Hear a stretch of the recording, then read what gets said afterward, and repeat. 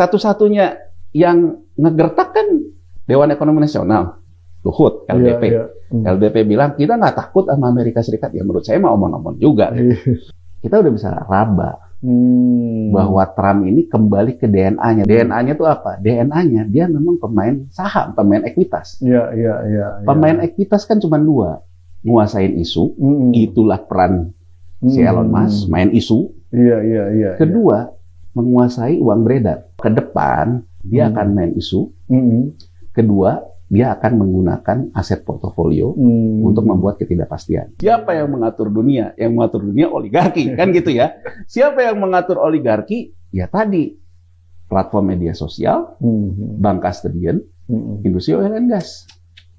Ketiga ini, kita mau berharap di BRICS. Kita berharap sama Rusia sama Cina. Emang pikiran Rusia sama Cina akan beda sama Amerika Serikat? Akan sama aja. Sekarang pemerintah ada kebutuhan yang besar. Naikin PPN nggak bisa. Akhirnya pemerintah juga mulai penghematan hak anggaran 360. Nah, kalau misalnya sekarang kita main isu, dimainkan isunya, dia ingin lebih dari 12%, kena ke kita 98 lagi.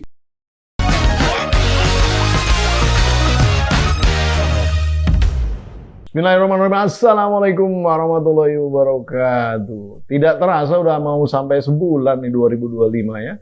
Gajian juga belum datang-datang juga. Ya, 20 Januari yang lalu Donald Trump sudah disumpah menjadi presiden Amerika berikutnya, dan tentunya ini harus kita lihat ya. Bagaimana dampaknya secara geopolitik global kepada tentunya seluruh negara-negara di dunia, tapi khususnya Indonesia. Nah, kita sendiri sudah banyak mendengar istilah oligarki di Indonesia ini, bahkan di beberapa negara yang bukan negara dalam tanda petik demokratis begitu ya, itu oligarki itu marak disebut-sebut. Nah, hanya belakangan ini ada seseorang bernama Ben Sanders yang kemudian melakukan autokritik terhadap Amerika sendiri, bahwa sebenarnya oligarki itu ada di Amerika dan memang pusatnya atau headquarternya itu ada di Amerika. Kita coba simak, kita coba gali. Nah, gimana sih sebenarnya, kayak gimana sih permainannya nih.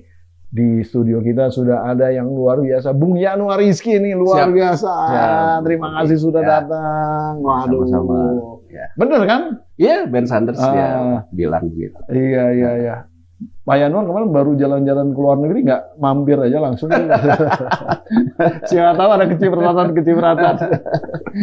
kecipratan project atau apa. Nah, sebetulnya berarti siapapun pemerintahannya di negara seperti Amerika pun juga pada akhirnya bicara tentang modalnya. Di belakang yang mendukung tentunya si pemerintahan yang menang gitu ya. Nah, kalau kira-kira kita menyimpulkan pemerintahan Donald Trump ini gimana tuh ceritanya? Siapa pemodal di belakangnya, oligarkinya kayak gimana gitu ya. Dan kemudian kalau kemudian Donald Trump memainkan perannya, mereka tuh dapat apa? Kan kita selalu begitu ya. Sama juga di Indonesia juga seperti itu. Bisa dikupas, Bung Yanuar, silakan. Ya, pertama tadi yang dikatakan oleh Bang Pompi ya, Ben Sanders ya. Ben Sanders itu kan sebetulnya lawannya Biden ketika konvensi di dalam Demokrat yang akhirnya memilih Biden ya. Nah, Ben Sanders sendiri memang ya kalau di kita mirip-mirip kayak Prabowo tahun 2008 lah ya. Dia selalu mengatakan soal paradoks gitu ya, soal ketimpangan, soal segala macam gitu. Nah, dia kemudian mengatakan bahwa sekarang lagi rame orang-orang gitu ya di negara-negara demokrasi mengatakan tentang oligarki. Dia mengatakan ya intinya adalah Amerika ini jangan sok suci gitu. Dengan kata lain kan gitu ya kalau kita dengerin. Mereka nuduh ke orang negara-negara lain tuh ini ada oligarkinya gitu. Nah, budaya pembiaya politik, budaya oligarki itu kan sebetulnya memang budaya demokrasi yang diajarkan oleh Amerika Serikat. Nah, jadi dia ya kurang lebih sebetulnya curcol juga sih. Dengan kata lain kan kalau misalnya Partai Demokrat waktu itu tidak memilih Biden, gitu kan Biden kemudian juga udah sepuh, udah segala macam mungkin kembalinya Trump ini tidak akan terjadi. Tapi inti dari dia adalah bahwa dia kalah memang tidak ada, ya kalah pemodal lah, pemodal. Nah, cuman gini Bang Pompi, kalau di Amerika Serikat itu kan sesuai dengan sejarah demokrasinya maupun sejarah politiknya, mereka terus berkembang, gitu ya, bahwa pembiayaan politik itu biasa. Nah, tapi dia selalu mengacu kepada yang namanya tata kelola. Jadi artinya ada ideologi. Nah, mereka selalu membuat. Dan itu memang ada lembaganya kalau nggak salah yang mengawasi itu.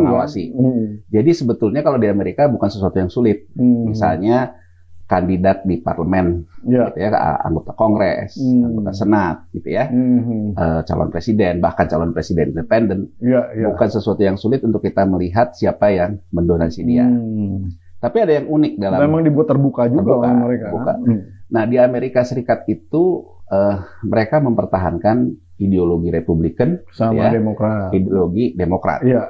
Nah, oligarki yang membiayainya pun dalam ideologi. Ada ininya lah. Ada kubu-kubunya. Ada kubu-kubunya. Nah, nggak main di dua kaki lah mereka. Main di dua kaki, ada ideologinya. Tapi kalau kita simak videonya Ben Sanders gitu ya, dia mengatakan bahwa tetap pemenang itu ada yang bisa ke dua sisi, sama aja lah gitu ya. Tapi ya bagi-bagi cuan lah, kira-kira gitu. Ideologi dan segala macam.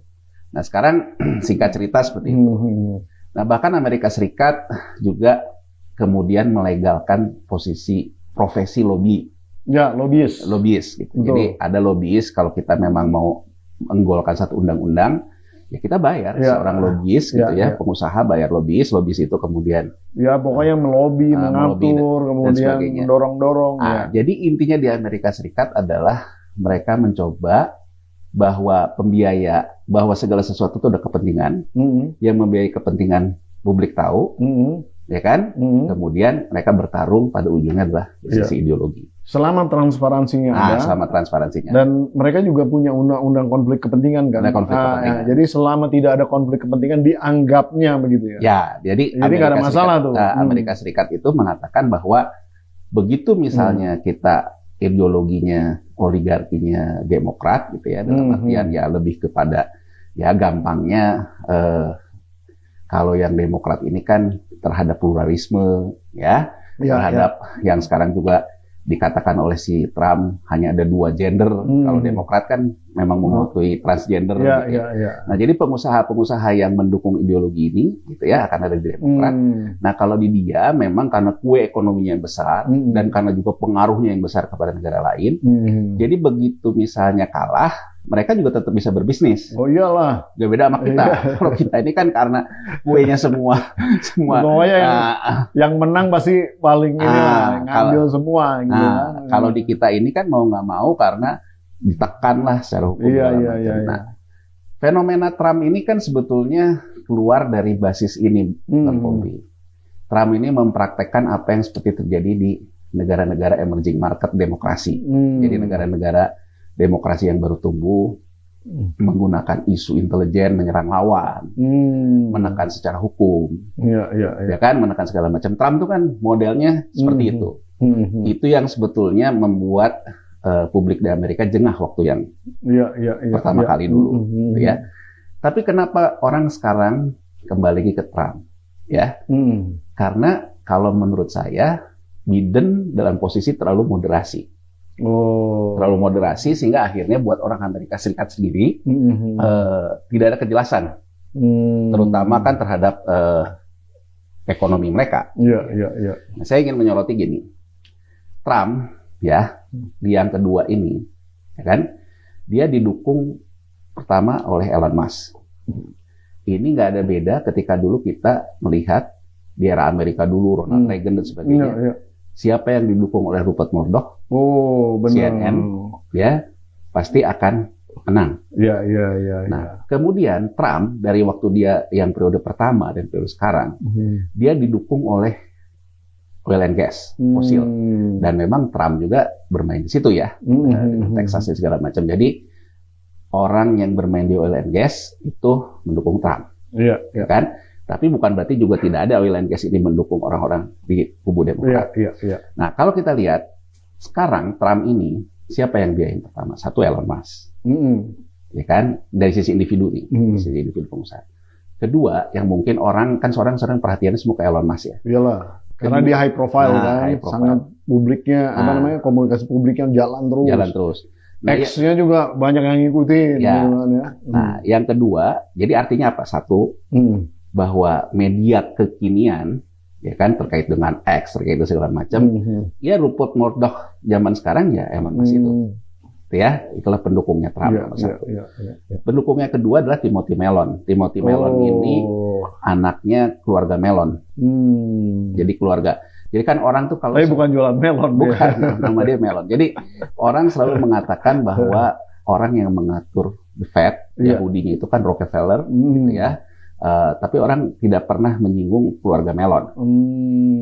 Jadi di sini gini Bang Pompi, kalau Rockefeller dan sebagainya itu kan memang orang-orang yang ada di depan, investment bankers, JP Morgan, Goldman Sachs, Makanya orang bilang mau siapapun berkuasa di Amerika Serikat, orang Goldman Sachs pasti masuk, menguasai ya oligarki tadi. Permainannya. Nah, orang nggak pernah terlalu aware, termasuk orang di Indonesia ya, terkait dengan Timothy Mellon ini. Iya. Siapa itu sebenarnya? Timothy Saya Mellon baru mulai naruh perhatian ini. Jadi gini, kalau kita bicara industri keuangan yang dibangun oleh Yahudi ya di Amerika Serikat ini, basisnya kan satu saving, uang itu disimpan di sana, didistribusikan, betul, gitu ya.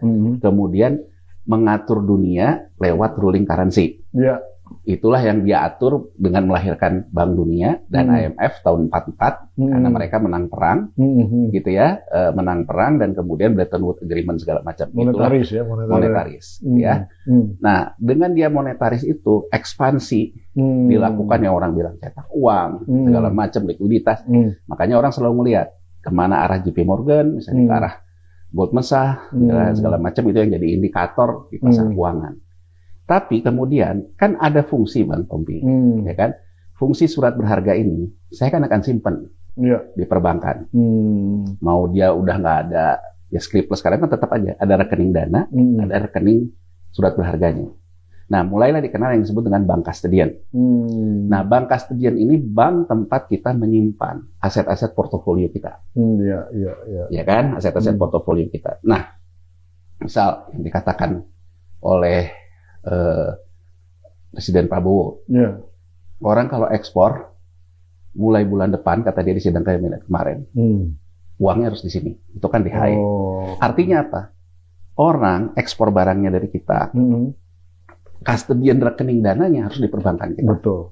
Yang disebut dengan capital control. Betul. Kalau orang main di portofolio, saya beli saham di Indonesia, saya beli surat utang pemerintah Indonesia. Saya taruh di mana? Rekeningnya ada dua, Bang Pompi. Kalau kita ngomong sektor real, misalnya orang beli batu bara. Batu bara dia lepas ekspor. Benar. Barangnya kan batu bara. Dicatatlah di kita di neraca perdagangan.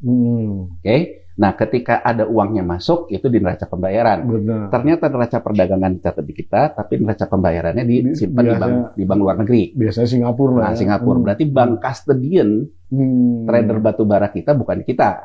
Gitu ya. Custodian banknya ada di negara lain. Nah, bagaimana kalau ini transaksi pasar keuangan portofolio? Yang saya beli saham di Indonesia, yang saya beli surat utang di Indonesia, kan nggak kayak batu bara. Si saham dan si nggak dibawa-bawa lah barang itu. Kan kalau batu bara kan dijual, udah gitu dipakai. Dibawa. Nah, kalau ini kan sama-sama aset keuangan. Nah, aset keuangan ini saya taruh jadi bank custodian terkait dengan pasar keuangan. Mengelola dua, Bang Pompi. Rekening dana sama rekening efek namanya. Gitu loh. Nah, rekening dana dan rekening efek ini dikelola oleh satu bank custodian. Nah, kalau sekarang saya taruh rekening efeknya di Jakarta, gitu ya, berarti ketika nanti saya jual, itu tidak karena saya ada selisih nilai tukar. Karena sama-sama di Jakarta. Jadi, terlepas dari ini, sebetulnya yang perlu kita katakan, bukan hanya ini yang harus kita atur. Yang harus kita atur itu juga terkait dengan transaksi pasar keuangan. Itu yang mengakibatkan rupiah kita seperti ini dan sebagainya. New York Mellon ini, Bank New York transaksinya lebih banyak yang mana antara keuangan dengan komoditi kayak batu bara itu? Ya inilah, karena kan keuangan. Dia bisa, jadi bisa lebih cepat malah ya. Bisa lebih cepat dan antara uang masuk sama uang keluar tuh bisa lebih cepat. Dan leveraging gitu loh. Kalau saya misalnya punya 100, saya kasih dulu ke Bang Pompi, saya kasih margin misalnya. Bisa leveraging. Makanya kan di sisi moneter itu ada yang disebut dengan M2 Bang Pompi. Uang dalam arti luas. Uang dalam arti luas itu karena di pasar keuangan memang ada leveraging. Itulah yang orang bilang crash dan sebagainya. Nah, balik ke sana. Nah, siapa sih di dunia ini yang memainkan global custodian? Namanya BNY, Bank of New York Mellon. Si Mellon ini tadi, si Mellon tim ini. Mellon ini. Jadi orang boleh katakan Rockefeller dan sebagainya, terkenal dengan investment bankers dari Goldman Sachs dan sebagainya. Tapi kalau terkait dengan custodian bank, namanya keluarga Mellon, nama banknya Bank of New York Mellon. Ada Mellonnya tuh ya? Ada Mellon, BNY namanya. Jadi dia nggak bayar bunga, dia bayar Mellon. nama dia Mellon. Gitu ya. Nah, yang menyoroti di luar Elon Musk itu BBC di Inggris. BBC di Inggris mengatakan dia menyoroti tentang dukungan Timothy Mellon ke Trump. Jadi kan kalau kita sering sih membahasnya nih soal Elon Musk dan sebagainya. Nah, jadi kalau kita baca di sini, ya termasuk juga kalau kita baca arahnya BBC di London, kita udah bisa raba bahwa Trump ini kembali ke DNA-nya, Bang Pompi. DNA-nya itu apa? DNA-nya dia memang pemain saham, pemain ekuitas. Pemain ekuitas kan cuma dua, nguasain isu, itulah peran si Elon Musk, main isu. Kedua, menguasai uang beredar. Jadi katakan aja Bang Pompi jagoan nih podcastnya, menguasai isu. Tapi Bang Pompi tidak menguasai floating di pasar keuangan. Dalam artian apa? Aset keuangan nggak punya gitu, cuman. Itu namanya omong-omong tuh, jadi ngomong tapi tidak punya daya tekan. Gitu. Benar. Tapi kalau Bang Pompi punya dua pengendali sekaligus, mengendalikan isu dan mengendalikan yang namanya asetnya, maka Bang Pompi jadi bandar lah. Ya kan? Jadi Bang Pompi yang orang sebut dengan market maker. Jadi kalau kita baca Bang Pompi, arah Trump, terutama di yang kedua ini, ya kan? Kenapa juga boleh dibilang tanda petik ya, intelijen di Amerika Serikat juga membiarkan Trump menang, walaupun juga ada isu yang aneh-anehnya ya terkait gender, terkait segala macam. Tapi kan berbeda betul dengan ketika Trump, asal bukan Trump itu dilakukan juga oleh invisible hand kan di Amerika Serikat ketika waktu dia kalah sama Biden. Kalau sekarang kan kondisinya itu lebih smooth. Karena kayak mereka sadar lah, sebenarnya nggak ada masalah juga gitu. Karena menurut saya memang Amerika menuju ke tahapan untuk konsolidasi lagi dari krisisnya. Nah, untuk konsolidasi lagi dari krisis, orang kayak Biden yang nggak bisa main isu, nggak bisa mengendalikan segala macam. Mikirin dirinya lupa. Jadi sebetulnya kalau kita baca dari Trump ini, bahwa ke depan dia akan main isu. Kedua, dia akan menggunakan aset portofolio untuk membuat ketidakpastian. Makanya kalau kita lihat dari 36, nah kan ini kan nggak ada orang yang kayak Trump yang selalu bisa membuat isu dari hari pertama dia dilantik gitu. Sebelumnya dia udah buat. Jadi begitu dilantik dia langsung tanda tangan. 36 executive orders. Executive order itu. Coba kita lihat. Satu, ya terkait dengan volume gas dan oil and gas. Dia bilang tidak ada lagi pembatasan terhadap produksi oil and gas. Kedua, dia bilang yang keluar dari Paris Agreement. Hilirisasi dan sebagainya. Coba kita lihat Bang Pompi. Amerika Serikat, begitu Trump yang pertama dulu, ya, Trump bilang kita jangan terlalu banyak moderasi, karena itu yang mengakibatkan kita lemah. Kebijakan kita tuh harus kebijakan yang menyerang. Itu Trump pertama. Nah, dia kemudian menyerangnya dari sisi apa? Dia bilang kita mempertahankan inflasi rendah terus, karena dalam kebijakan memulihkan ekonomi. Tahun 2008, inflasi rendah mengakibatkan harga minyak. Jadi Amerika Serikat, Bang Pompi, pembentuk inflasinya itu harga minyak BBM. Karena kita harus lihat, cermati, Amerika Serikat tidak membangun transportasi umum. Amerika Serikat itu industri ekonominya ditumpu oleh Ford, ya, mobil dan sebagainya. Karena gede banget sih gede. memang. Kemudian orang wilayah tuh gede banget. Sama kayak kita kan kalau jadi dia pesawat sama railway ada. Dan itulah yang menjadi engine utama ekonomi dia terkait dengan BBM dan sebagainya. Iya. Nah, Trump bilang karena tujuannya waktu itu Amerika Serikat ingin nurunin bunga, kalau nurunin bunga inflasinya harus rendah, harga energi ini diturunkan kan? Iya benar. Nah, Trump ketika dia maju yang pertama, ini gimana ceritanya? Ketika kita mengalami defisit neraca migas, pertama kali terjadi di Amerika Serikat. Jadi di Amerika Serikat terjadi defisit neraca migas. Nah, ternyata kenapa defisit neraca migas? Bayangin Bang Bobi, ongkos overhead produksinya, katakan aja sampai 60 per barrel. Harganya waktu itu ke 40, yang mendingan nggak produksi. Iyalah. Ini yang mengakibatkan defisit neraca migas. Ini juga yang dikatakan oleh Chairman the Fed, Jeremy Powell, waktu dulu tahun 80, bahwa yang namanya minyak itu juga menyerap employment. Iya, pasti. Sekarang dia bilang tidak ada kaitannya lagi. Nah, kalau Trump ini kan dia tidak modelnya tidak begitu. Ya kalau gitu hidupin lagi aja industri migasnya. Makanya ciri khas dari Trump yang pertama, dia mendorong bahwa kita nggak usah ragu, kita butuh inflasi.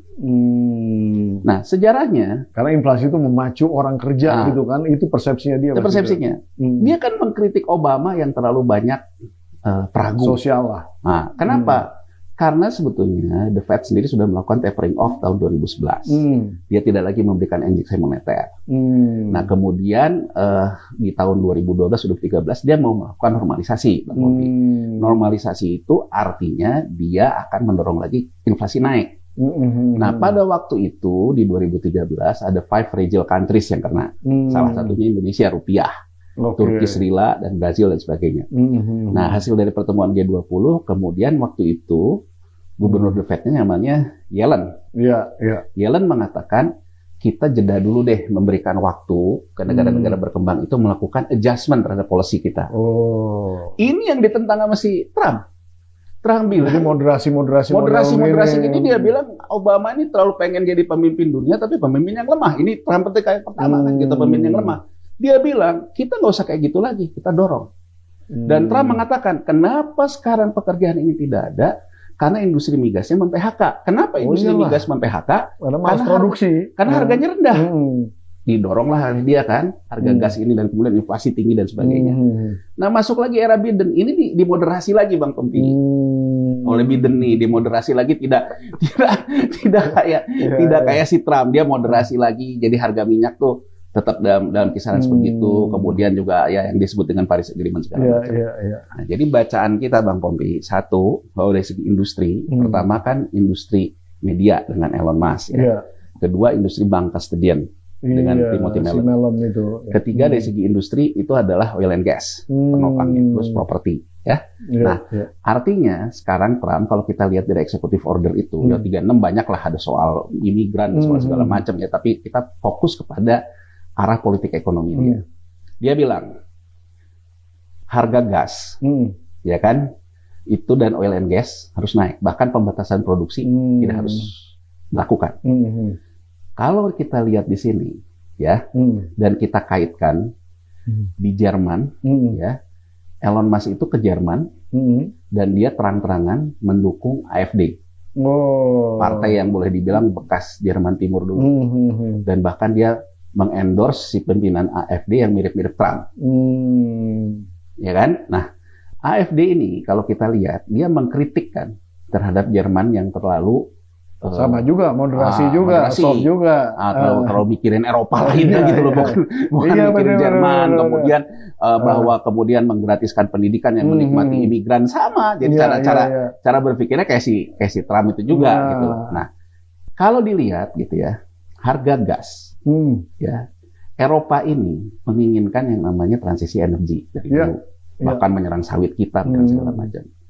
Tapi Trump ini orang yang paling logis, orang yang paling rasional, Bang Pompi. Kalau kita bicara Trump di 2016, Trump bilang, mana, nggak jadi-jadi itu. Ya kan? Karena dia bilang dunia ini nggak bisa dibentuk juga oleh wacana lah, kurang lebih gitu loh. Jangan omon-omon. Jangan omon-omon kan. Anda sudah melakukan disinsentif terhadap industri fosil, industri EBT-nya nggak muncul. Itu kan omongan Trump. Jadi kata Trump, jangan istilahnya kita udah bayar dosanya, tapi pahalanya nggak dibangun-bangun terus gitu. Makanya kan insentif terhadap shale gas yang diberikan oleh Obama ketika 2008. Shale gas itu juga gagal kan? Dicabut sama Trump waktu Trump pertama. Jadi kalau kita bicara Trump itu, dia memang mendorong harga gas naik kan ke atas kan. Tambah lagi kemudian ada COVID ya. Jadi akhirnya ada rebalancing terhadap rekening migas. Kalau kita lihat Bang Pompi, ya ini yang dituju ini. Rusia, ya itu dia pemasok gas terbesar. Itu dia, Eropa. Makanya saya baru mau nanya ke situ. Gitu. Jadi enak dong dia. Menurut saya, kalau kita lihat di sini, Trump sebetulnya sudah melakukan menghitung. Memecah yang orang sekarang rame-rame ngomong BRICS juga ya. Bahwa dengan kata lain, menurut saya kalau kita bacanya di depan kurva, Trump sudah menyediakan satu outlet untuk bernegosiasi dengan Putin. Kita ngatur bareng-bareng lah. Ngatur bareng-bareng gitu. Toh nanti Eropa butuh gas, makanya dia mendukung AfD kan. AfD bilang kan daripada sekarang inflasi tinggi, kita kenapa sih ngeributin Ukraina kan gitu AfD. Kan kita butuh gas gitu ya. Kita gasnya pipanya dari Rusia. Dengan ini kan sibuk begini soal perang kan itu yang diserang oleh AfD juga gitu loh, ya kan? Nah, jadi kalau menurut saya terkait dengan gas itu, ya kan? Satu diuntungkan pendukung politik dia. Kedua, Rusia. Nah, biar mainan dia ini tambah asik gitu kan. Dia bilang keluar dari Paris Agreement, hilirisasi itu. Makanya kan orang kan jadi bingung kan, karena usulan terhadap carbon trading usulan Amerika Serikat. Itu dia. Nah, kalau Eropa kan alurannya EBT, benar-benar energi hijau bukan greenwashing, gitu kan. Kalau pendekatannya di RBP, result based payment. Gitu. Kalau carbon trading kan Amerika, dalam artian bahwa industri dia ngejual secara terbuka orang-orang yang mau invest gitu ya. Dia keluar kan. Nah, terus kalau dia keluar sementara, kan gini Bang Pompi, dulu orang melihatnya gini, termasuk di kita di Indonesia, ke depan ini, kalau kita mau narik duit dari sistem moneter global ini, pakai apa? Pakai carbon trading. Nah, Cina juga mulai nih, melakukan konsolidasi, ambil nikel kita lah, batu bara kita segala macam. Ujung-ujungnya itu kan nanti melakukan hilirisasi kan. Nah, hilirisasi karbon ini dijual lah menggunakan Paris Agreement itu. Dipecah nih masih Trump. Dengan kata lain, Trump mau ngomong kan bahwa lu jangan enak-enak nih. Bahwa benar gitu bahwa Cina dalam artian membangun greenwashing, dia udah invest banyak, ujungnya butuh dia, sama dia sekarang dipotong. Tapi kalau yang saya baca, inilah pemain ekuitas, pemain equity. Dia main isu, dia gebrak duluan. Dia gebrak duluan dalam artian bahwa nih saya sekarang satu ya, yang gas tadi. Kedua, terhadap yang EBT yang karbon ini. Saya keluar. Ujung-ujungnya orang intinya kalau yang karbon itu kayak memberikan message, lu jangan pakai greenwashing pakai duit gua kan, gitu kan kira-kira gitu kan message-nya. Message-nya kan kayak gitu. Kalau mau pakai duit gua berdamai sama gua. Kan gitu loh intinya. Dan kalau mau bener-bener lu bangun. Bener-bener bangun. Jadi kan memang dia berbeda banget dengan caranya orang partai dengan caranya Biden. Kan bahkan Biden kan menteri keuangannya Yellen yang dulu gubernur The Fed yang melakukan moderasi gitu kan. Jadi dia nih seneng istilahnya tuh ngebuat persoalan, tapi akhirnya dia kan negosiasi sendiri, tapi terms-nya dia di atas. Gitu. Iya. Dan dengan kata lain, sekarang coba bayangin orang yang sudah terlanjur membangun hilirisasi yang kemarin harganya mulai upping price, diginiin kan kempes kan? Kempes kan? Ini kan balik lagi harga murah juga untuk diambil kan? Jadi intinya benar juga ya kan? Main dia dapat dari segala hal dapat ya. Dan kita lihat gitu, Amerika Serikat ini hidupnya dari mana sih? Uang, cetak uang kan? Uang cetak uang ini kalau misalnya harga udah ketinggian, dia turunin ke bawah. Dia naikin lagi. Inilah fungsi custodian tadi yang kita bicarain tentang si melon tadi gitu kan. Nah, jadi kalau kita baca ke depan, kenapa Trump cenderung invisible hand di Amerika Serikat membiarkan Trump jadi lagi? Karena Amerika lagi membutuhkan ini. Dan secara ekonomi pada saat Trump yang dulu juga mereka menikmati juga sebenarnya. Dan kan? sekarang semuanya menikmati. Karena kan gini Bang Pompi, orang selalu bilang normalisasi kebijakan. Apa sih normalisasi kebijakan? Ya, The Fed itu isinya dia mengambil surat-surat utang ketika ada krisis, kan bailout kan, bank butuh likuiditas segala macam. Nah ini isinya di neracanya The Fed ini banyak nih. Barang-barang busuknya banyak. Barang-barang yang dulu dijaminkan. Yang disebut normalisasi itu apa? Ini dijual oleh The Fed. Jadi kalau dulu Bang Pompi itu ngambil bantuan likuiditas gitu ya ke The Fed. BLBI lah. BLBI gitu ya. Yang dia ada beberapa programnya itu. Bang Pompi ngasih ini US Treasury saya kasih ke The Fed.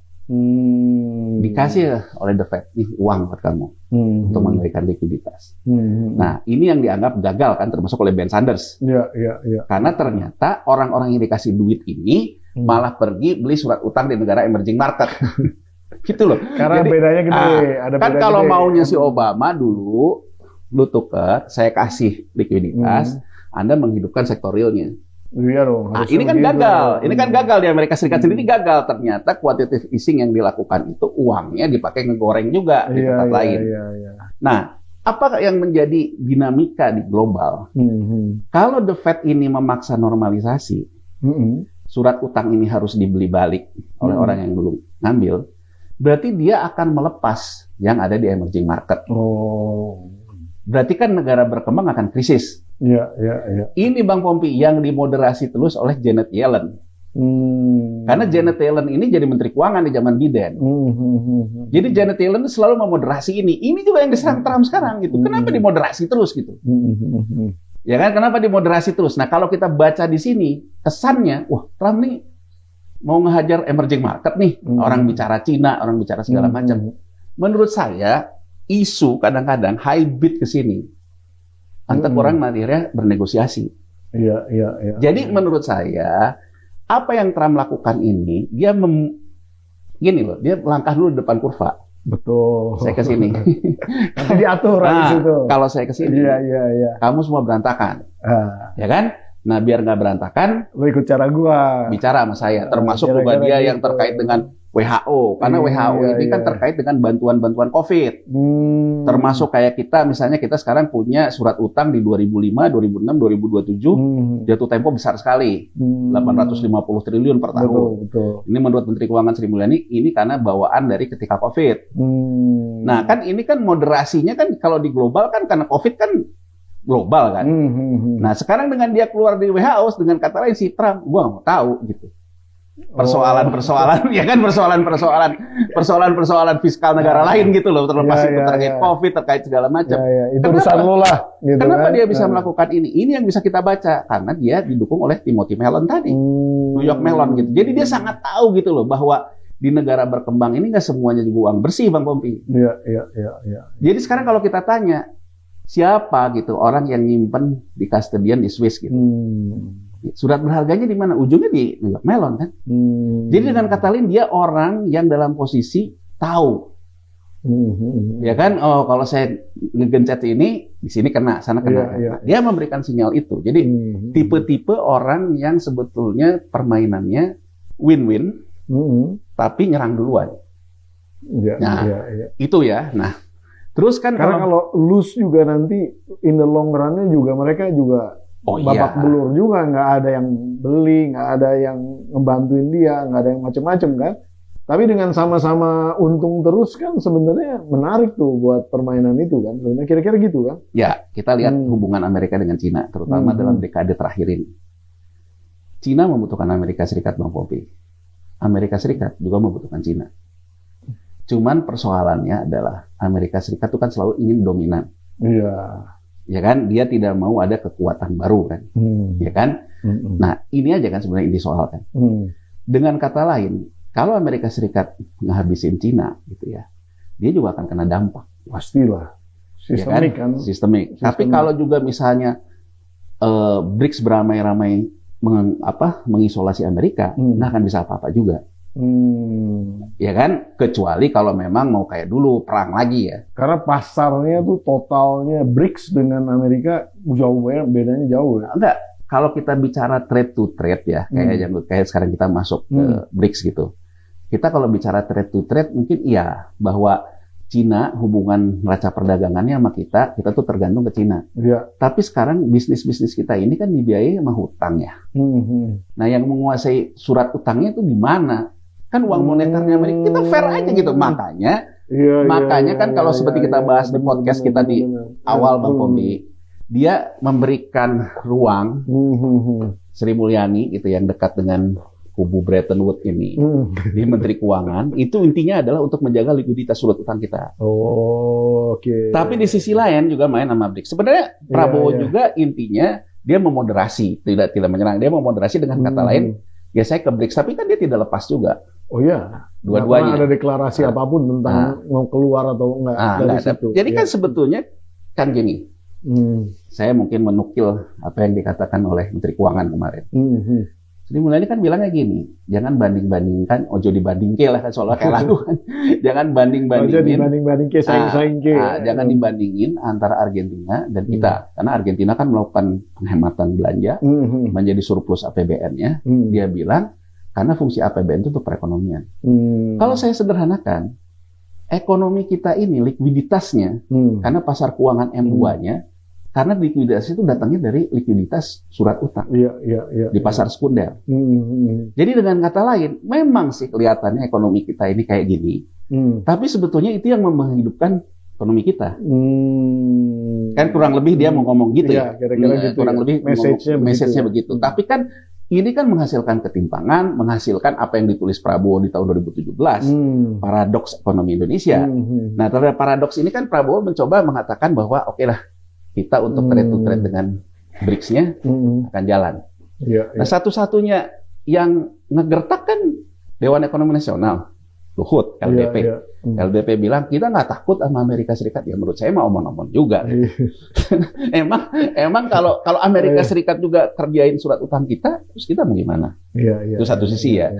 Jadi sebetulnya ini kan simbiosis yang terkait satu sama lain. Nah, tapi arahnya, bahwa arah permainan itu udah kebaca di era Trump ini. Berarti Trump ini akan melakukan perang moneter secara lebih serius. Perang? Ya, perang moneter secara lebih serius. Jadi, bahwa dia akan mengakibatkan volatilitas yang naik. Oh, dalam konteks itu ya perang. Dengan cara apa? Dengan cara isu yang dia hembuskan. Dia akan mengendalikan lewat banyak instrumen. Yang ujung-ujungnya orang pada akhirnya bernegosiasi, tapi dalam posisi kepada dia kan, udah kita negosiasi deh, ya kan? Itu tujuannya. Tapi Trump juga sangat memahami perang moneter ini bisa juga dipicu dengan perang fisik. Ya. Jadi Bang Pombi, dulu perang dunia, tapi orang lupa tahun 80 itu juga ada krisis. Jadi tahun 80 itu gagal bayar surat utang negara Amerika Latin.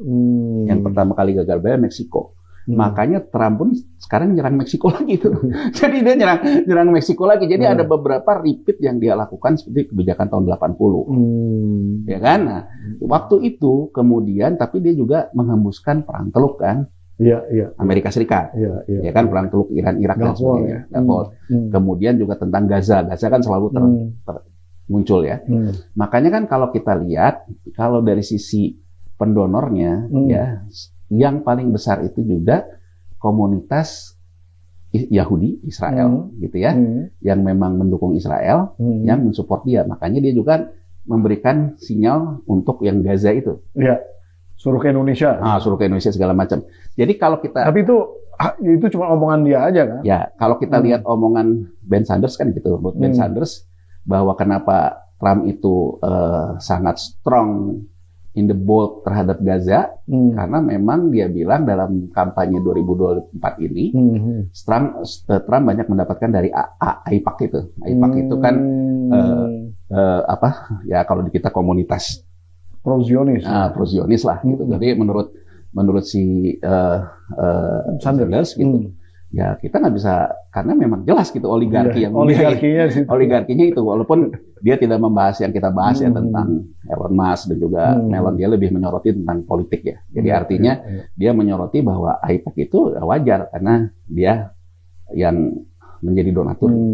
Nah, jadi kalau kita lihat dari peta tadi, apa yang menjadi pompa dia? Balas budi politiknya lah kayak kita. Satu, dia akan balas budi terkait dengan politik Israel. Karena itu donatur besarnya.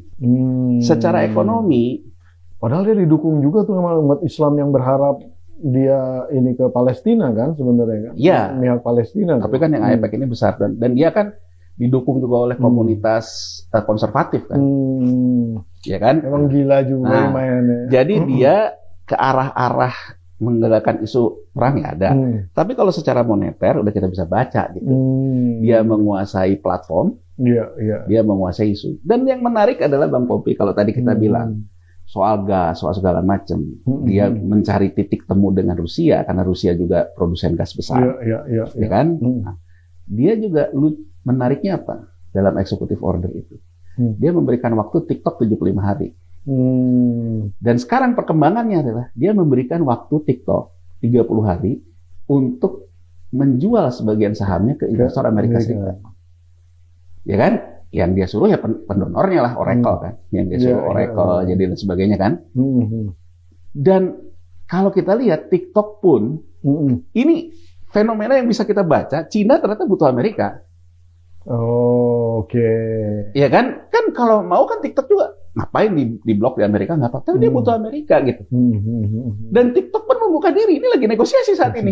Ini lagi negosiasi. Jadi dari sini aja, terlepas dari kontroversialnya, menurut saya dia itu justru sedang mencari satu titik untuk ada negosiasi dengan Rusia, dengan Cina. Gitu loh. Jadi dua kekuatan utama BRICS gitu. Kalau sekarang kita mengatakan, oh BRICS untuk melawan Amerika. Kalau kita lihat arahnya Trump, dua-duanya udah dalam posisi di depan kurva, itu akan bernegosiasi dengan dia. Jadi ujungnya kita mau ngomong lagi gitu. Siapa yang mengatur dunia? Yang mengatur dunia oligarki, kan gitu ya. Siapa yang mengatur oligarki? Ya tadi, platform media sosial, bank custodian, industri oil and gas. Ketiga ini, kita mau berharap di BRICS. Kita berharap sama Rusia sama Cina. Emang pikiran Rusia sama Cina akan beda sama Amerika Serikat? Akan sama aja. Jadi artinya yang kita baca ke depan ini sebetulnya pertarungan kan gini. Bedanya Cina sama Rusia itu kira-kira mereka nggak bisa bermain di depan kurva. Ya, karena mereka nggak sepopuler si Amerika gitu kan si di dunia. Serikat. Gitu. Makanya Amerika Serikat invisible hand-nya membutuhkan Trump karena hanya Trump lah yang bisa main di situ yang akhirnya orang ke meja negosiasi ngikutin isunya Trump.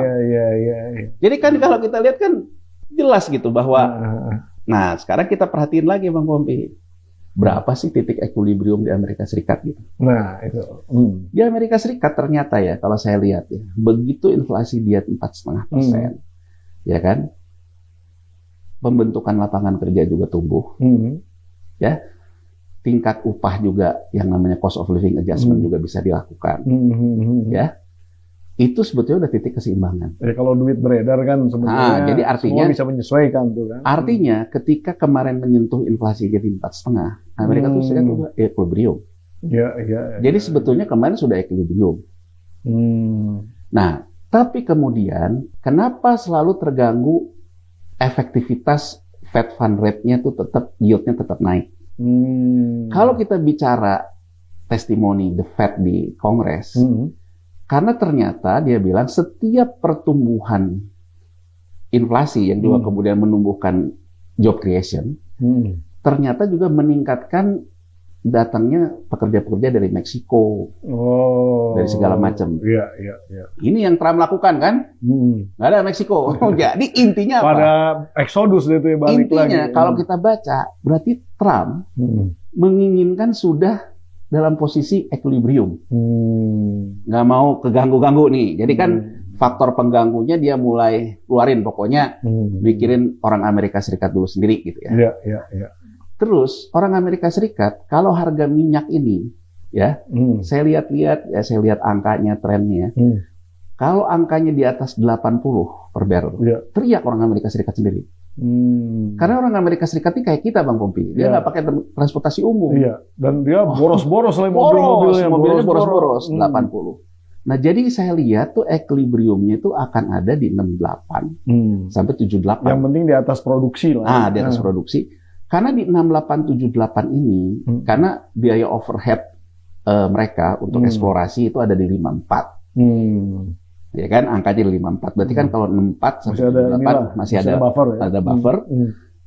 Konsumen juga masih bisa beli. Jadi kalau kita lihat sekarang gitu ya, ke depan orang akan bilang harga gas ini akan dinaikin. Termasuk kita mulai antisipasi tentang subsidi BBM segala macam karena akan berdampak ke kita. Menurut saya jangan overthinking. Karena Amerika Serikat sendiri kalau di atas 80 teriak juga warganya. Jadi jangan melihat isu Trump ini seolah-olah pengen ke langit lagi nih. Iya. Harga migas. Menurut saya enggak. Sekarang itu kan ada padahal dia nyari equilibrium baru juga. Dia sebetulnya sudah dalam equilibrium. Dia juga akan berani nyusahin masyarakatnya. Tapi yang penting bagi dia kan lapangan pekerjaan juga muncul. Ya kan? Nah, itu menurut saya dari sisi migas gitu ya. Kalaupun sekarang dampaknya kepada negara lain gitu. Ya mungkin kita akan menerima nih kenaikan sampai ke 80. Tapi up dari sana menurut saya enggak. Balik lagi tuh kira-kira. Karena menurut saya Amerika Serikat sendiri konsumennya nggak bisa nyerap. Jadi kalau di 64 sampai 78 kalau saya lihat industri migas dia muncul, penyerapan lapangan kerja dia muncul karena migas yang mulai kerja lagi, konsumennya juga bisa beli. Itu equilibrium dia. Nah, dia gitu ya, kemudian menghambat juga.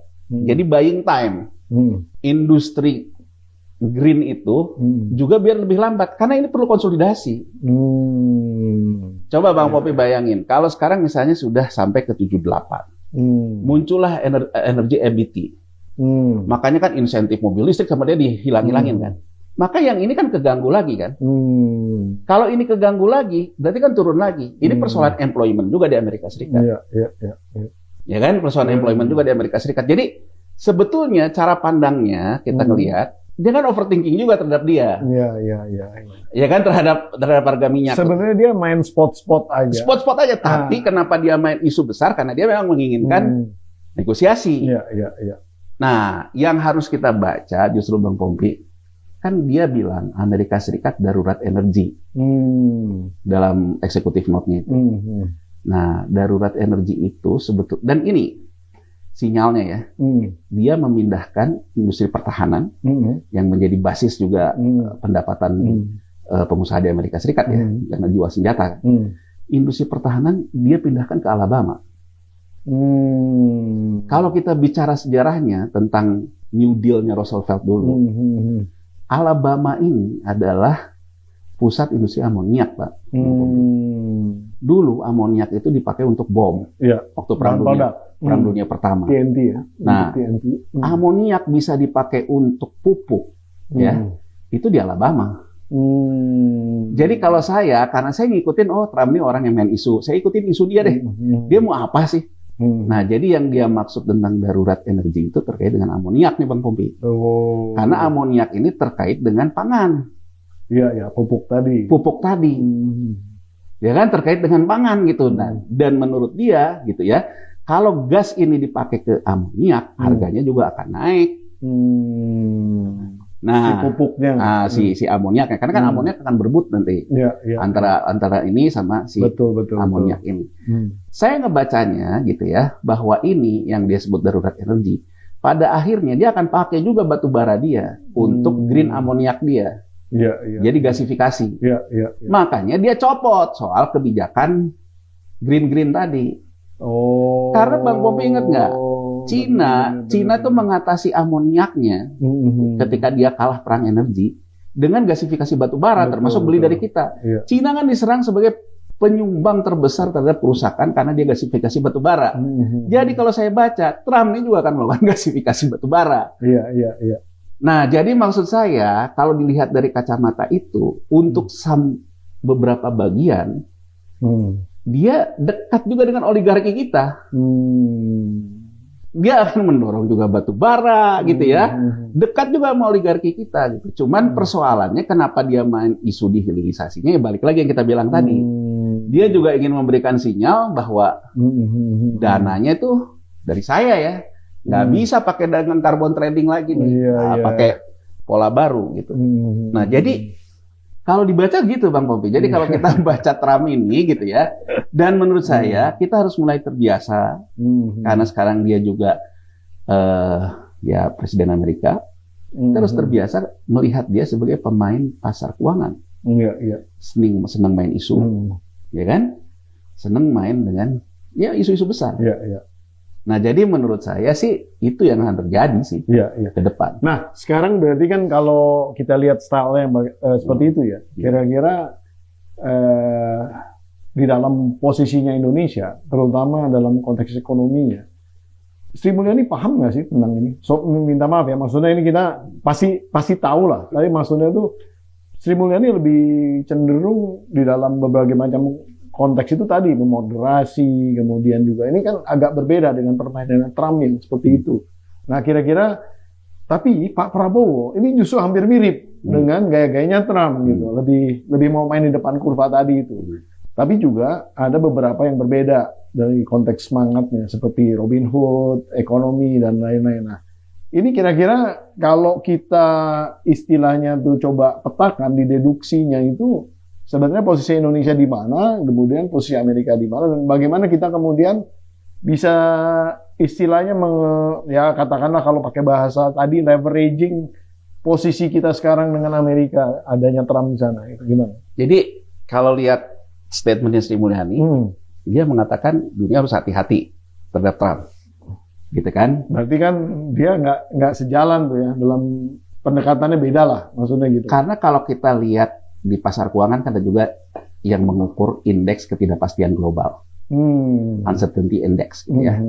Kalau kita lihat indeks ketidakpastian global yang jadi ukuran orang, jadi gini, kalau orang mau ngambil transaksi di transaksi forward, kemudian transaksi option, transaksi segala macam, orang juga akan menghitung indeks uncertainty.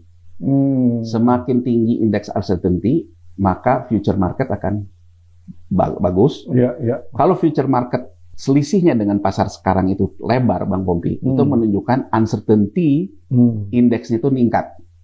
Oh, begitu ya? Ya, jadi artinya itu menunjukkan ada posisi short. Nah, kalau kita ingat kepada krisis pasar keuangan, selalu terkait dengan big short, gitu ya. Kalau di Amerika Serikat kan, jadi artinya karena dia ngelihat di depan kelihatannya ada posisi besar yang menganga, ada posisi isu uncertainty, dia ngambil posisi forward yang jaraknya terus besar dengan posisi spot. Maka ini kan ada transaksi short. Kalau kita lihat di 2008, big shortnya dilakukan di subprime mortgage, karena dia ngelihat kenaikan bunga tidak bisa diserap oleh orang di KPR rendah. Nah sekarang kalau kita lihat big shortnya di mana? Ingat Paul Sanders ya? Bukan Paul Sanders. Bukan. Ada Paul Singers. Paul Singers ini orang yang ya Sorosnya pasar utang lah. Kalau Soros kan lebih dikenal di Indonesia sebagai orang investment bankers di saham dan valuta. Paul Singers itu lebih dikenal di surat utang. Paul Singers ketika 2015 dia bilang bahwa dunia akan menghadapi shorting bond. Jadi yang di short itu adalah surat utang pemerintah. Dan itu memang terjadi di 2016. Di 2016 itu memang posisi surat utang US Treasury yang naik, kemudian obligasi kita juga yieldnya naik, gitu ya, rupiah kita kena gitu, di short kan, shorting bond itu. Nah kemudian kan memang kalau di 2016 Trump memang mendorong itu, karena itu untuk mendorong inflasi. Nah sekarang kalau kita lihat di mana posisi shorting bond ini, nah, orang harus lihat juga Amerika Serikat ini ya sekutunya siapa aja sih dalam hal moneter ini, monetaris ini. Jadi SDR IMF itu ya kan dengan Eropa, dengan Jepang, Amerika Serikat, ya yuan sedikit lah dikasih gitu ya. Nah terus orang akan bilang gitu, kalau Amerika Serikat normalisasi, ya kan? Terus seberapa besar sih normalisasi di Amerika Serikat?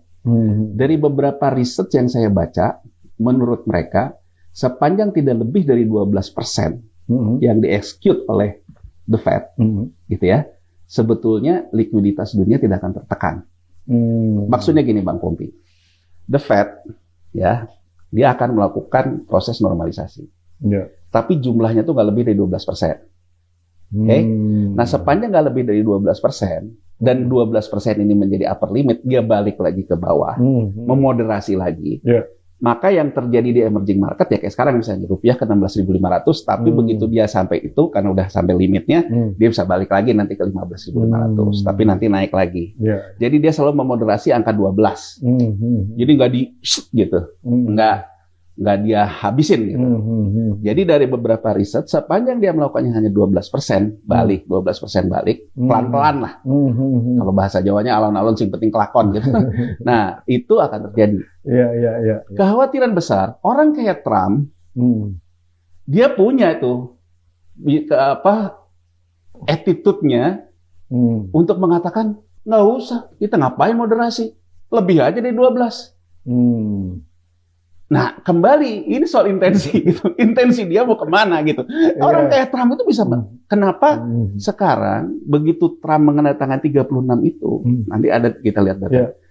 Uncertainty index itu langsung naik tajam. Artinya kalau uncertainty index naik tajam, orang nge-short banyak. Betul. Kenapa orang nge-short banyak? Karena orang melihat figur Trump gitu. Kalau orang kayak si Trump, dia bisa tuh mengatakan bahwa dia ngeluarin lagi nanti executive note. Bahwa yang dulu dapat beli sekarang nggak mau tahu, dia bilang kan gitu kan. Nah, itu bisa mengakibatkan suatu peristiwa besar, termasuk terhadap stabilitas sistem keuangan kita juga. Nah, kalau kita kembang lagi tentang Indonesia, ini sebenarnya udah dibaca Bang Popi. Kita juga perlu apresiasi dari sisi moneter. Sebetulnya kita memang pemerintah dan otoritas moneter sudah tahu Bang Pompi, di depan kurva kita akan mengalami tekanan finansial. Ya kan? Kita lihatnya apa? Undang-undang Omnibus Law sektor keuangan, yang akhirnya mengunci by law dengan undang-undang bahwa yang namanya dana jaminan sosial terkait IHT dan sebagainya kekunci. Ya kan? Artinya di depan kurva pemerintah udah tahu tekanan di sini akan membesar. Kita coba konsolidasi. Kedua, BI juga bermain di depan kurva, Bang. Jadi sekarang itu rupiah kita volatilitasnya meningkat karena ketidakpastian meningkat. Kalau volatilitasnya meningkat, yang digunakan adalah perdagangan reguler surat utang negara, ya kan? Maka nilai harga surat utang negara pun pelan tapi pasti akan ke bawah. Yieldnya sudah di angka 7%-an. Ya kan? Karena rupiahnya juga di volatilitasnya tinggi. Apa yang BI lakukan? BI bilang, dia nerbitinlah apa yang disebut dengan SRBI. Ya kan? Sekuritas. Jadi BI menerbitkan surat utang. Ya, persis kayak SBI zaman dulu sebetulnya. Ya kan?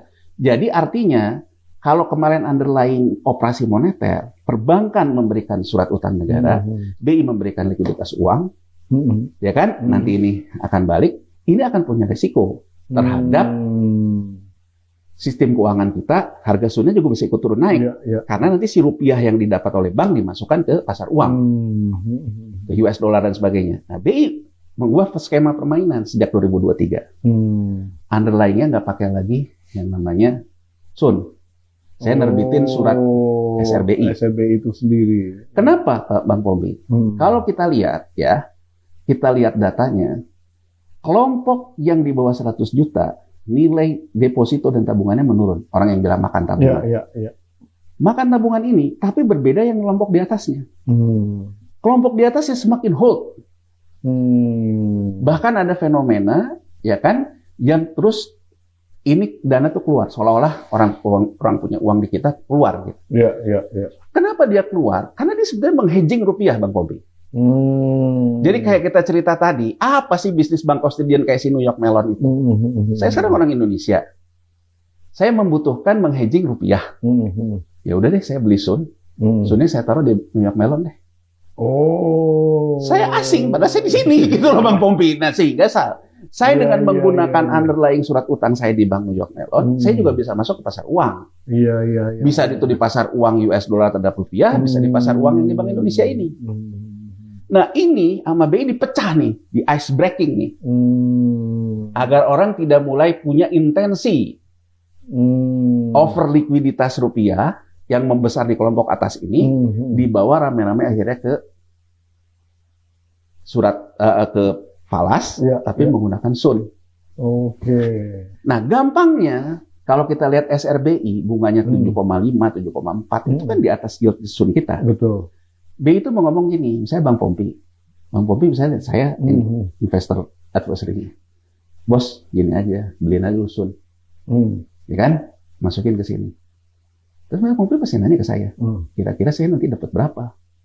Ya, forward itu.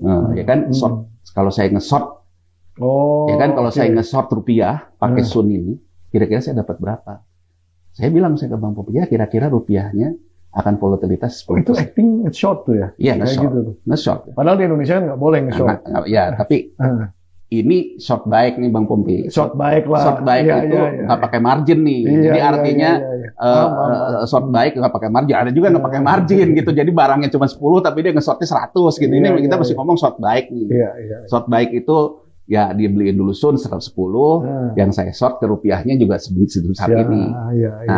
Misalnya saya bilang, oke deh nanti kalau kita misalnya 2 bulan lagi, kira-kira kalau kita ngambil volatilitas di rupiahnya, ya kira-kira ngambil deh 7% dapat deh volatilitas. Nah, BI potong nih daripada situ capek-capek, ya kan? Naruh main sini belum tentu juga menang, belum tentu juga dapat. Sini rupiahnya kasih saya.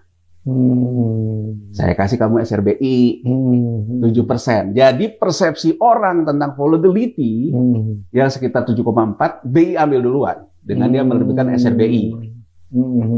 Nah rupiahnya sama BI ditaruh kemana ya? BI juga main di rupiah nantinya gitu loh. Tapi ibaratnya teori bandar Bang Pompi. Saya ngelihat orang ekspektasinya berapa, saya ambil semua deh. Teori bandar gitu. Nah kembali pertanyaan ini kalau kita baca. Dalam satu sisi, secara moneter, ini sudah melangkah di depan kurva, melakukan pencegahan-pencegahan terhadap dalam sosial. Bahkan, coba kita lihat, saldo anggaran lebih. Menteri Keuangan ini ngeluarin juga aturan nih, saldo anggaran lebih yang dari APBN, boleh dipinjamkan ke BUMN, ke perbankan, dengan underlying-nya sun. Jadi apa? Yang tadinya operasi moneter, sun itu, untuk likuiditas, diubah ke pasar tertutup dengan Departemen Keuangan. Fungsi treasury-nya Departemen Keuangan. Karena fungsi treasury Departemen Keuangan beda dengan otoritas moneter. Jadi saya kasih, kan dia bilang, tapi saya butuh likuiditas, saya juga punya sun. Kasih ke saya. Jadi kalau dilihat nih udah antisipasi. Nah, cuman problemnya adalah gitu ya. Kembali ke logika tadi. Apakah Trump akan bermain di 12% tadi? Jadi kalau hitungan dari banyak analis, ya 12% tadi. Kalau dia 12% masih bolak-balik, sebetulnya ya kita hanya membiayai ketidakpastian dengan ongkos moneter aja, tapi tidak akan terjadi crash lah. Nah, kalau dia lebih dari 12%, akan crash kan gitu loh Bang Pompi. Nah, di sini yang perlu kita cermati Bang Pompi. Ingat loh, bandar main isu, main floating. Isu, sekarang juga TikTok juga udah mau diambil barang Amerika, dia kurang lebih pasar isu dikuasai Elon Musk dan TikTok lah gitu ya. Pasar isu sudah mulai dikuasai. Bang Kastadian juga pendukungnya Trump. Elon, hati-hati nih kita membaca ke depan. Coba bayangin Bang Pompi, kalau misalnya sekarang pemerintah ada kebutuhan yang besar, naikin PPN nggak bisa. Akhirnya pemerintah juga mulai penghematan hak anggaran 360 triliun. Nah, kalau misalnya sekarang kita main isu, dimainkan isunya, dia ingin lebih dari 12%, kena ke kita 98 lagi. Benar. Ya kan, kita 98 lagi. Jadi menurut saya, di sini memang dibutuhkan kepiawaian Menteri Keuangan lah ya. Ya, Menteri Keuangan kan tadi hanya sebatas moneter-moneter tadi. Tapi kan bahwa pada akhirnya, apakah Trump akan ngabisin Indonesia? Mungkin bukan Trumpnya ya, tapi oligarki di belakang Trump. Tergantung posisi kita. Tergantung posisi itu. Dulu Soros mengatakan, saya menghajar emerging market, won dan rupiah, itu posisi short saya aja. Karena saya lihat isu politiknya menganga besar, fundamental ekonomi nggak bagus, ya saya short. Ya kan sama aja dengan sekarang, kita ngelihatnya gimana nih? Ya kan? Di New York ngelihatnya itu nge-short rupiah di keberapa? Gitu loh Bang Pompi. Kalau sebatas cuman, saya cuman nggak apa-apa lah, saya mau moderasi segala macam. Nah, ini Bang Pompi, kalau dari sisi kacamata kita, kita kan nggak bisa ya dalam permainan yang akhirnya ke Cina tergantung, ke BRICS tergantung, ke Amerika tergantung. Coba Bang Pompi, kita lihat ya. Orang ngelihat dasarnya ini kita tuh program atau proyek. Oh, benar.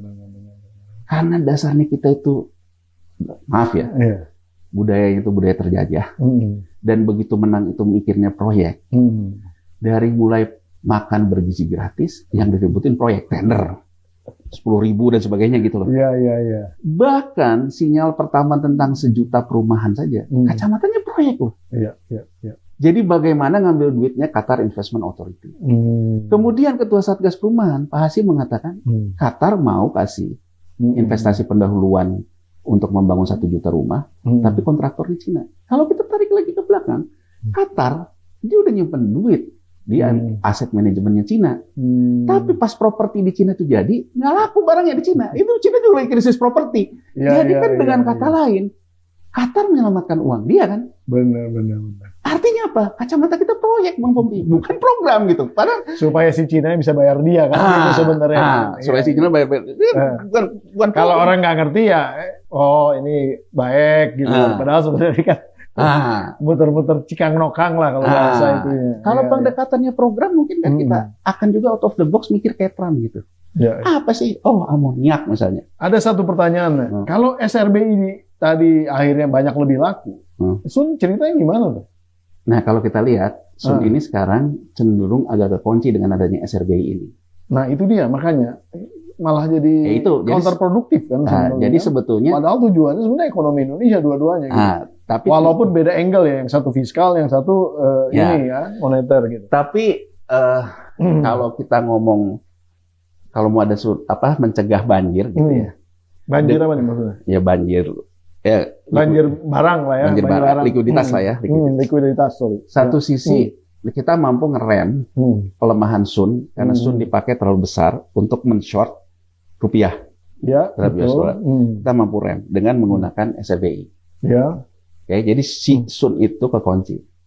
Oh. Ya kan, kekunci karena ibaratnya orang yang punya rupiah lebih yang pengen mainin falas, ngambil SRBI, bukan menggunakan Sunnya. Oke. Nah, jadi sebetulnya kalau dari sisi short term playing, ini terjadi. Ya. Tapi mid sama long-nya belum tentu. Tergantung situasi.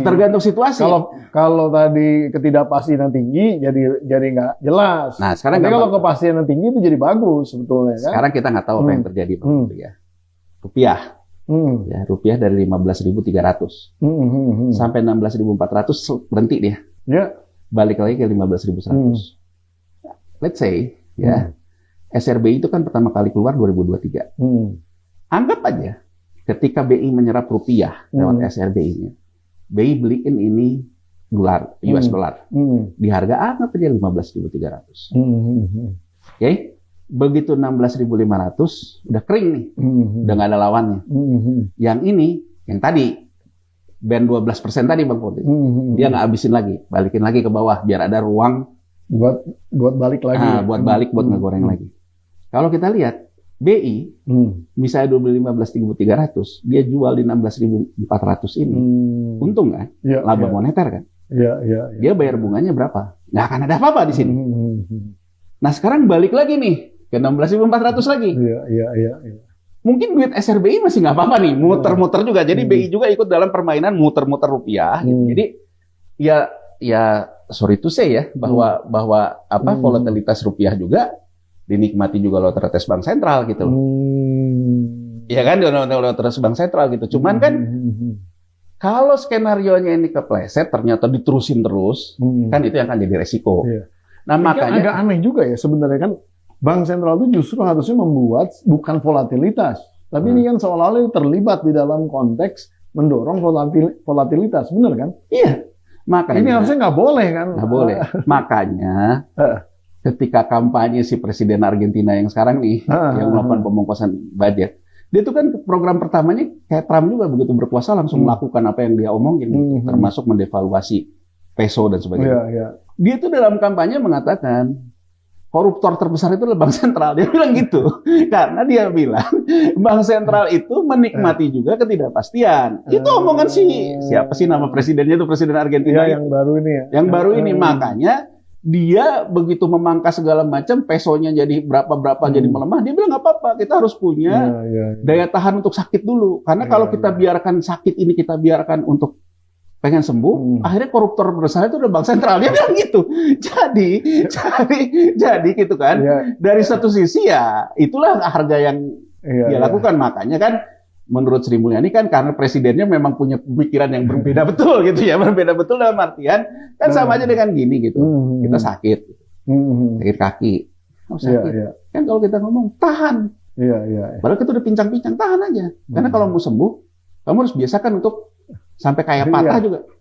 Kan itu yang dilakukan kurang lebih ya. Tapi kalau misalnya kita jadi survive dalam kondisi nggak enak. Survive dalam kondisi nggak enak. Tapi kalau misalnya sakit dikit, ya kan, udah kasih obat. Nah, bisnis obat ini menurut dia, makanya kan kata si Presiden Argentina itu korupsi terbesar adalah Bank Sentral. Gitu. Jadi kita baru urusan CSR aja. Iya, jadi artinya, jadi dalam sistem ekonomi ini, tapi kan ada juga yang kita pelajari ya. Kalau kita pelajari dari Cina, dia memanfaatkan cetak uang moneter ini, tapi sama dia kan dibenamkan ke sektor real, Bang Pompi. Makanya kalau kita lihat Cina sekarang. Jadi terus ada pekerjaan, ada. Sebenarnya nggak salah gitu. Katakanlah Bank Sentral dapat keuntungan laba moneter. Gimana caranya laba moneter ini masuk ke sektor real? Itu yang PR kita. Nah, menurut saya kalau kita baca Trump, harusnya Prabowo mulai punya keberanian. Misalnya keberanian apa? Kan kemarin baru ke India. Ya, Bang Pompi, India itu dia dalam posisi shortage terhadap amoniak. Sementara sama kayak kita yang kasih makan harus banyak. Sekarang kalau Prabowo mengikuti kayak Trump, saya nggak akan ekspor amoniak. Yang akan kena India sama kali ini. Saya nggak akan ekspor amoniak karena saya akan pakai semuanya untuk dalam negeri, gitu loh, ya kan? Saya akan pakai semuanya untuk demo dulu lah ya. Saya akan pakai dalam negeri. Atau ya kan dia mulai melakukan yang namanya tadi gasifikasi, karena Trump sendiri kan sekarang udah gasifikasi gaspol aja. Ya kan? Dan menurut saya gini loh, harusnya kalaupun kabinet ini harus sebesar ini, mestinya menurut saya ada 3 menteri pertanian. 1 pertanian pangan, urusin sawah-sawah ini. Ketua pertanian industri, untuk EBT lah segala macam, industri gitu ya. Nah, ketiga adalah kebun. Coba Bang Pompi. Perkebunan ya. Kita perhatiin. Vietnam. Vietnam dong. Itu sekarang tuh 26.000 Bang Pompi. Nilai tukarnya. Oh ya? Iya. Dan Vietnam dong tuh sama kayak rupiah. Volatilitasnya tinggi. Tapi kenapa surat utangnya bisa 3%, kita 6% gitu ya? Karena ini Bang Pompi, si Vietnam dia memanfaatkan betul pelemahan nilai tukarnya untuk ekspor. Ya kan, untuk ekspor. Jadi kalau kita lihat elastisitas, supaya ngebus ekspor. Ekspor. Jadi kalau kita lihat pelemahan Vietnam dong terhadap ekspor Vietnam, itu elastisitasnya 0,95 Bang, secara statistik. Berarti sempurna. Kemudian inflasi yang diakibatkan barang impor itu di dia 0,45, kecil. Sementara di kita impor dari inflasi karena impor tuh tinggi 0,9. Benar. Ekspornya kebalikan kita. Ekspor terhadap pelemahan nilai tukar nggak ada artinya. Nah jadi kan kalau kita bicara kayak gitu, apa yang harus Prabowo fokuskan? Kita harus memanfaatkan kan, seperti orang bilang kan, pelemahan nilai tukar ini untuk kepada komoditas yang bisa mendorong. Coba Bang Pompi, orang sedang ribut, Vietnam ngalahin Indonesia dalam ekspor durian. Iya tuh. Saya ingat banget soal ini, karena tahun 2016 saya tuh pernah dapat email dari reksadana di Thailand. Dia menawarkan saya untuk invest reksadana bon durian. Tapi di sana? Di Thailand. Oh di Thailand atau di Thailand? Bukan di Vietnam? Bukan di Thailand. Saya penasaran, saya jawablah emailnya. Emang pasar durian kayak apa? Dia kasih ke saya outlook-nya. Outlook durian. Dari situlah saya lihat outlook durian itu ternyata importir durian terbesar itu Cina. Nomor 2 Vietnam. Ini 2016 nih, saya masih punya outlook-nya tahun 2016. Dari sisi produksi, yang besar produksi buah durian yang banyak itu, Indonesia itu besar. Oh. Tapi Indonesia tidak bisa masuk ke pasar ekspor karena buah duriannya bukan buah durian premium. Iya. Bukan yang montong itu. Jadi Thailand sendiri mulai kegerus ketika Malaysia menggunakan musangking. Musangking tuh. Nah, saya dari situ kemudian, menarik juga ya. Nah, saya baca di Outlook itu, salah satu yang dianggap, jadi Thailand, reksadana itu, dia mau invest di produk unggulan baru untuk ngalahin si musangking. Iya. Akhirnya saya penasaran, ternyata Bang Pompi, pada 2016 itu, ketika Eropa melakukan perang terhadap sawit dengan harga sawit rendah, Malaysia di beberapa negara bagiannya, dia mengkonversi petani sawitnya jadi petani durian musangking. Ya kan?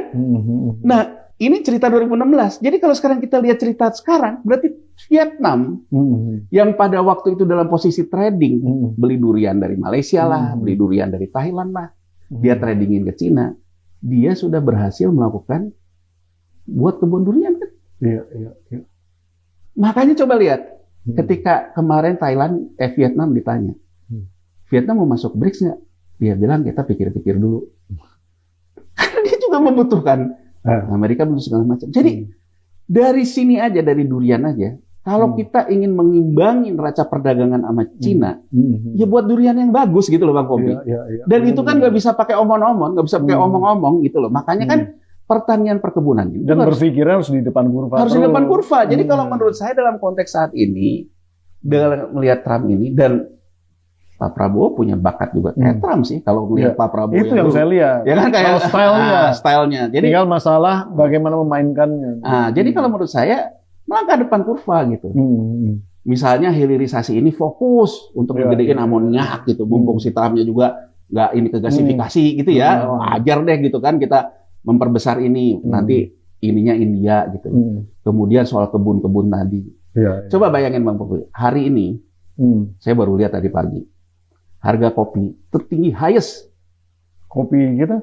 Bukan harga kopi di pasar dunia. Highest dari tahun 95. Highest itu hari ini. Waduh. Tapi kita berhasil memanfaatkan atau tidak, walau-walau bisawab lagi nih.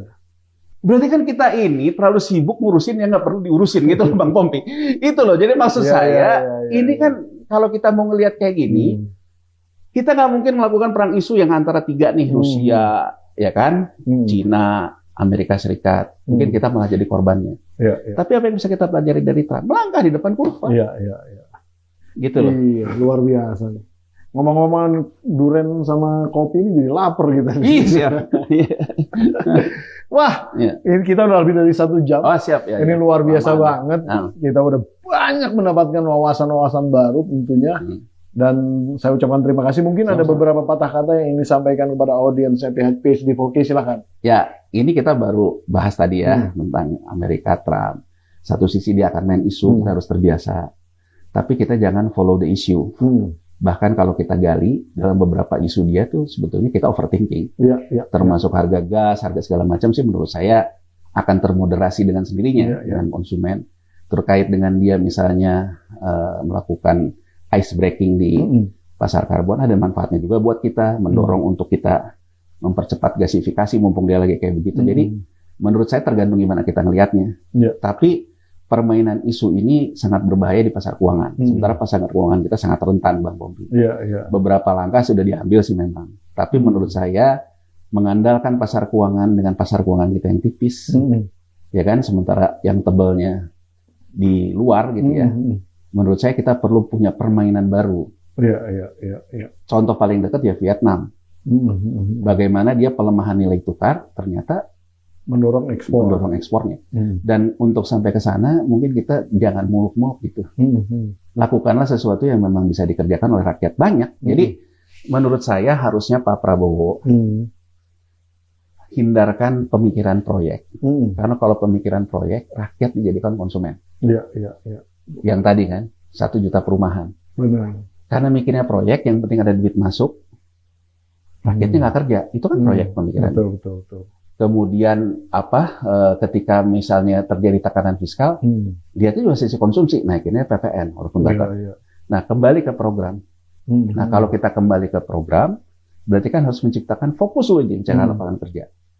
Lapangan kerja ini kan simpel-simpel, entah itu mau duren, kayak mau kopi, kayak yang memang bisa diredistribusi. Jadi kalau menurut saya, pasarnya clear ya. Nah, clear. Saya paham gitu, rakyat kita butuh rumah gitu. Tapi menurut saya, sinyal dari Cina ini, ketika rumahnya jadi, ternyata Gen Z-nya nggak mau beli rumah. Iya tuh. Gimana ceritanya kalau misalnya kita bangun 1 juta rumah, daya beli rumahnya nggak ada. Jadi menurut saya, fokus dulu. Tidak ada negara besar yang bisa menghasilkan quick win tanpa dimulai dari pertanian. Vietnam ngajarin itu, Thailand ngajarin itu, Malaysia juga begitu. Jadi menurut saya dalam 100 hari ini sinyalnya masih kayak nggak jelas. Nah, mungkin ke depan basisnya harus program, job creation, dan menurut saya harus ke pertanian. Dan pertanian itu kan terkait energi juga pada akhirnya. Itu sih Bang Pungki. Luar biasa. Terima kasih, Bung Yanuar. Jangan bosan-bosan. Siap. Ini baru SKS keberapa nih?